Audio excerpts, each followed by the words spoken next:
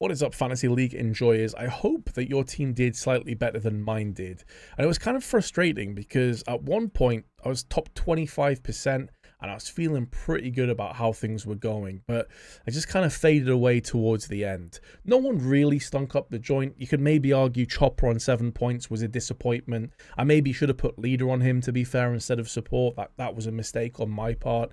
But still, he was under 200,000. And the way I look at it is anyone that's under 200k, if you're making positive points, that's normally probably worth it, right? And so for Carrigan, 37 points for Carrigan, not shabby at all, especially considering he started on minus points after a shock loss that Sangal beat FaZe in the best of 3. It was a real surprise, and I was like, oh no.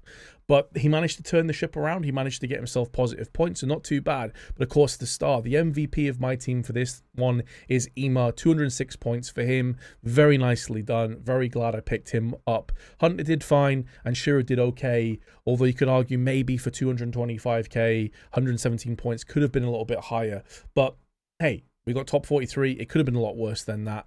It could have also been better. That puts us in joint 6th position now. On 62 points, we are joined with Nero, and we are 4 points off that all-important elusive top 5 position.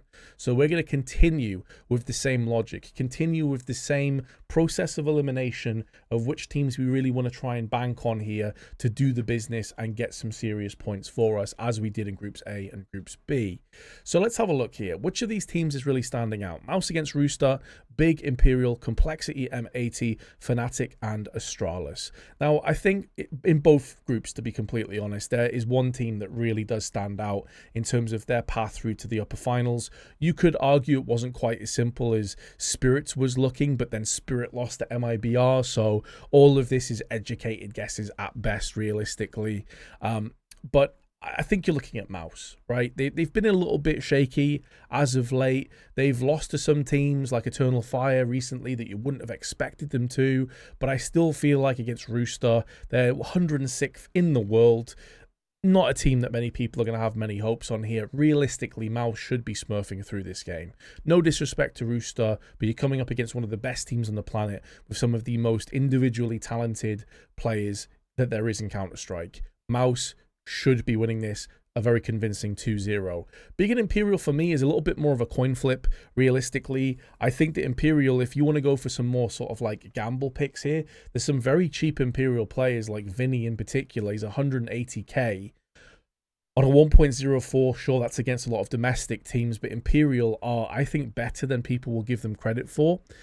Big, they've had a bit of a resurgence in the form of Searson really turning his fortunes around, but I'm still not fully 100% confident in this Big team. I'm always going to be a fan of Tabson. I'm always going to be somebody that supports him and wants to see him do well, but I'm not sure about the supporting castmates here. Rigon hasn't quite had the impact that I thought he may when he joined over from the Eagles. It just hasn't really worked out that way, but this is the kind of tournament where they can make a bit of a declaration. They can go far in this one. They can make a believer out of me and many other people. Complexity and M80, I think on paper could be a pretty close one, but you expect Complexity realistically to come through here.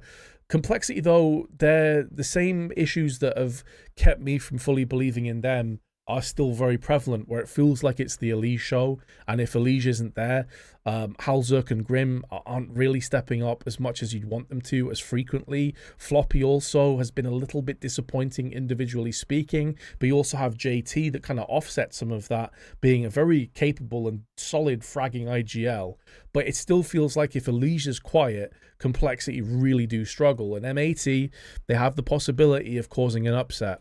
I still think Complexity win, however. Fnatic and Astralis is a really interesting one because even though you would say like Astralis should win this game, they're 10th in the world and they have much better players and, you know, all these caveats put into place, they haven't quite been at that level for a while. Like, since Device took over, we had this initial honeymoon phase where Stown and Yabi in particular were both putting out some unbelievable performances, both dropping 20s, 25s, 30s on the regular, but then they would kind of choke towards the end of tournaments, like in the semis and in the grand finals of online stuff, and then obviously like in the semis and quarterfinals of on LAN stuff.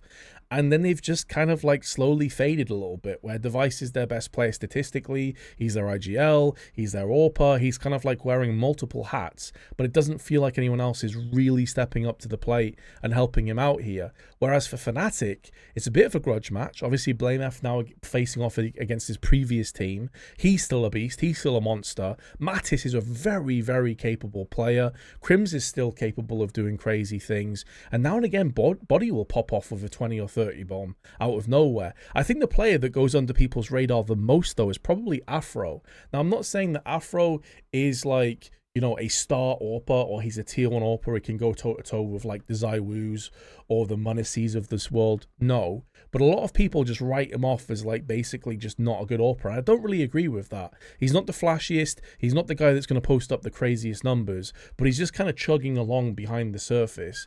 I think this has the makings of a potential upset. I'm going to say it right now. I think Fnatic could actually win that game, and it would be quite a surprise and quite a shock, but we'll see what happens.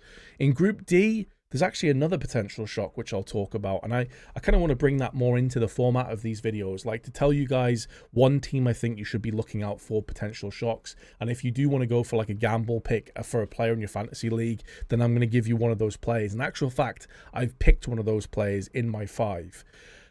Vitality Atox, there's no shock potential here as far as I'm aware and concerned. I think Atox just get bodied. I can't envisage a way in which Vitality lose this. If it was a best of 1, maybe. But they've also had tons of time now. I think this bracket has been out for at least 5 days. So they've had plenty of time to research, to look into this team, to make sure that like no stone has been left unturned coming into this series as prepared as possible. I don't think Atox have any opportunity or hope whatsoever. And this is also Vitality right now that have ZywOo in some of his craziest form that we've seen.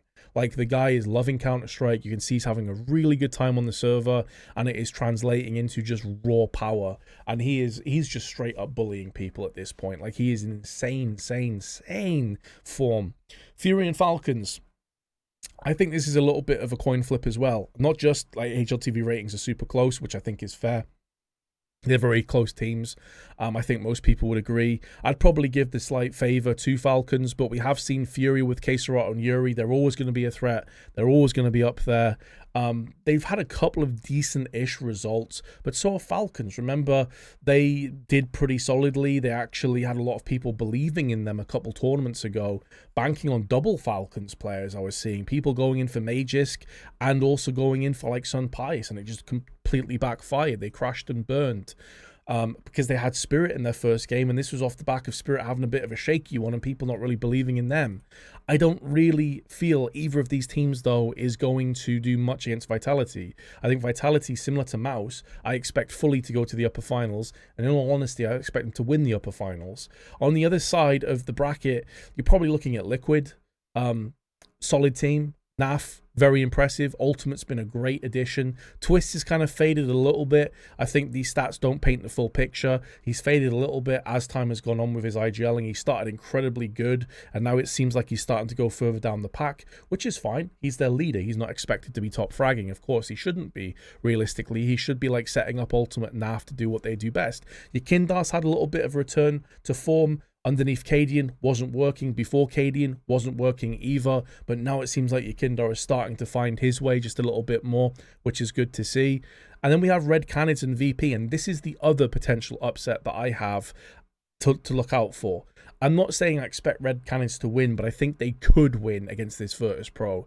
This VP has been struggling for quite some time. It feels like they don't quite have a methodology. They don't quite have like a style that's working for them anymore. Obviously, for the longest time, VP, very passive, very conservative team, a lot of saves, game time, etc., memes all over the place, but like, it just doesn't seem like that method, that style of play is really working in Counter-Strike 2, is really working in MR12 either, to be honest. It feels like it's being kind of caught out to a certain degree, and other than Flit, who is one of the best riflers on the planet, by the way, and it feels like he's being shackled and chained somewhat with this roster, I don't think Electronic has shone very bright since he joined the team. I think you still have Fame is not performing anywhere near the same level as that he should be. And although Norbut's stats often suck, it's because he's in all the trash positions. Like, I don't even think it's his fault, to be honest. And he still posts up some good performances. But when you have Henny,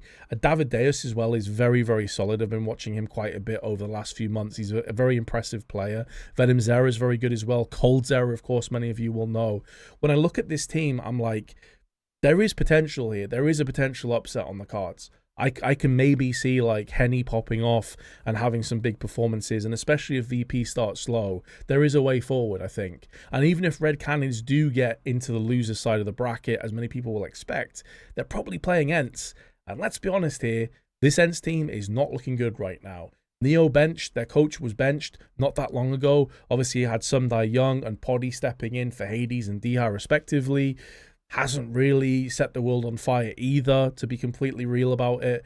I'm not really that impressed with this Ents team. I guess they have a chance to prove me wrong, though. So I think Red Canids could go pretty decently far in this tournament, further than a lot of people will give them credit for. So I'm going to say watch out for them. And there is one player from Red Canids that I've actually decided to take the gamble with, and that is going to be Henny. Now, I'll show you the prices on these players. Henny's 186,000 for a player with a 1.21 rating. Now, of course, you have to take into account this is against domestic lineups and domestic teams, so take it with a pinch of salt. But still, he is performing well. The team is kind of built around him for the most part with the AWP. This is a player that can definitely pop off. And when you consider he's 186k against a very shaky-looking Virtus Pro, and even if they lose, potentially a very shaky-looking Ents, I think it's worth the gamble. So I'm going to go with Henny. It could completely backfire, but I'd rather go for like a potential Henny getting me a bunch of points than dipping down to an IGL that's probably going to get nothing. I thought about going for Snappy on Falcons. The problem is, if Falcons lose, Snappy's going to get a lot of minus points, right? Even if Red Canids lose, it's possible Henny's going to get positive points.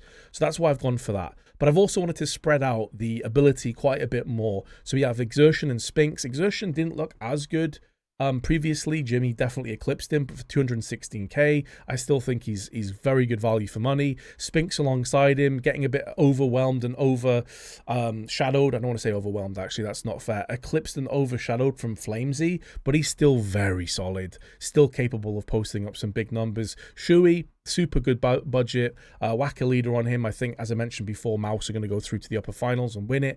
And then I've gone for Yakindar, 195k for a player that is on an upward trajectory in a Liquid team that is looking better. Feels pretty good value for money for me. I still nearly went for JKS instead, who's $3,000 less, but I decided to go for Yakindar over JKS this time. Now, I actually made another video. I actually recorded it as well, and I was very close to uploading that video, but I didn't feel good about the team I'd gone for, so I actually switched it. My original team was Zaiwu, Brolan, Shui, Henny, and then Vinny.